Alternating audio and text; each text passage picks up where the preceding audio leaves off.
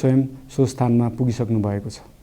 साथै देशको समग्र शान्ति सुरक्षाको अवस्थाबारे गम्भीर समीक्षा गर्न राष्ट्रिय सुरक्षा परिषदको बैठक बसी परिस्थिति अनुसारका आवश्यक निर्णयहरू समेत गरिसकिएको छ।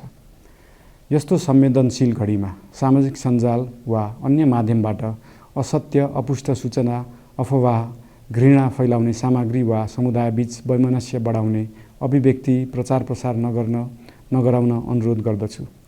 साथै सरकारी निकायहरूबाट जारी भएका आधिकारिक तथ्य र सूचना मात्र विश्वास गर्न विशेष आग्रह गर्दछु। प्रत्येक नागरिकको जीवधनको रक्षा गर्नु, सामाजिक सद्भाव जोगाउनु र समाजमा शान्ति कायम राख्नु राज्यको सर्वोच्च र प्राथमिक दायित्व हो। आगामी दिनमा पनि राज्य थप सतर्क र संवेदनशील रहनेछ।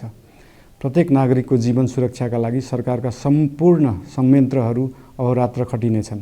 शान्ति सुरक्षा भङ्ग गर्ने, अराजकता फैलाउने वा हाम्रो सदियौं पुरानो सामाजिक सद्भाव, सहिष्णुता र भाइचारा खलबलाउने कुनै पनि क्रियाकलापप्रति सरकार पूर्ण रूपमा सचेत छ र यस गतिविधिमाथि कडा कदम चालिनेछन्। नेपालको संविधानले प्रत्येक नागरिकलाई आआफ्नो धर्म, संस्कृति र परम्परा मान्ने मौलिक हक प्रदान गरेको छ।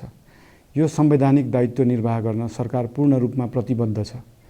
धर्म समाजलाई आपसमा जोड्ने र प्रेम बाँड्ने शक्ति हो।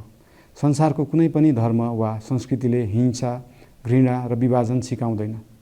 सबै धर्मको मूल सार करुणा, दया, प्रेम र शान्ति नै हो।